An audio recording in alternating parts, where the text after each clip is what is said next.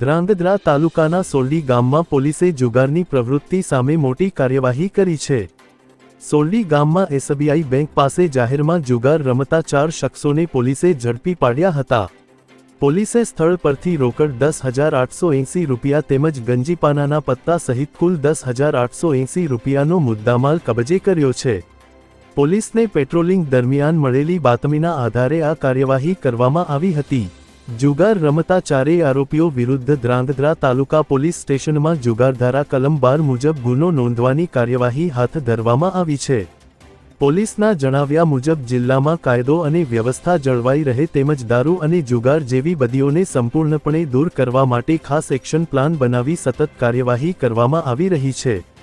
આ સમગ્ર કામગીરી ધ્રાંગધ્રા તાલુકા પોલીસ સ્ટેશનના ઇન્ચાર્જ પીઆઈ એન.એચ.